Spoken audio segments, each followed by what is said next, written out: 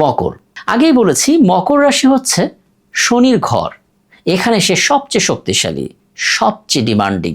মকর রাশিতে শনির প্রভাব এত প্রকট থাকে যে জীবনে সফল হতে গেলে তাকে প্রয়োজনের তুলনায় একটু বেশি পরিশ্রম করতে হয়, লড়াই করতে হয় এবং ফাঁকি দেওয়ার কোনো সুযোগ থাকে না।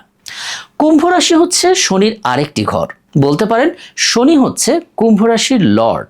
অথচ এই রাশির ক্ষেত্রে শনির প্রভাব খুব যে সুখকর তা কিন্তু না। শনি সবসময় এই রাশির জাতক জাতিকাদের বলে, তুমি স্বপ্ন দেখো কিন্তু পায়ের নিচে মাটিটা রেখো।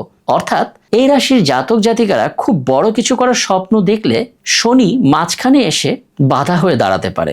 মীন রাশি, যারা মীন রাশির মধ্যে পড়েছেন, শনির প্রভাব তাদের মধ্যে থাকলে ভালোবাসার অনুভূতি তাদের কমে যায়। অর্থাৎ তারা বেশ কাঠখোট্টা হয়ে যায়, একেবারে প্র্যাকটিক্যাল, একেবারে রিয়েলিস্টিক। ইমোশনের খুব বেশি ধার তারা ধারেন না। ফলে দিন শেষে এই রাশির শনির প্রভাবে থাকা মানুষরা এক ধরনের একাকিত্বের মধ্যেই পড়ে যান। কম বেশি সব রাশির মধ্যে হয়তো শনির প্রভাব থাকতে পারে, তবে এক্ষেত্রে মাথায় রাখতে হবে শনির যে প্রভাব আছে সেই প্রভাব কাটানোর জন্য আপনার ভেতরের বিশ্বাসটাই যথেষ্ট। অর্থাৎ আপনি মন থেকে যদি বিশ্বাস করেন যে শনি স্রেফ একটা গ্রহ আর একটা গ্রহের প্রভাব মানুষের জীবনে আসতেই পারে, এটাকে এত সিরিয়াসলি নেওয়ার কিছু নেই, আমি নিজের পরিকল্পনা অনুসারে সব কাজ করব এবং মাথা থেকে রাশি ব্যাপারটা ঝেড়ে ফেলবো, শনি আমার কোনো ক্ষতি করতে পারবে না, এটা স্রেফ একটা গ্রহ, আমি টেলিস্কোপে তাকে দেখব, ব্যাস আপনার উপরে শনির প্রভাবটা আপনার পজিটিভিটি দিয়ে আপনি কাটিয়ে ফেলতে পারবেন।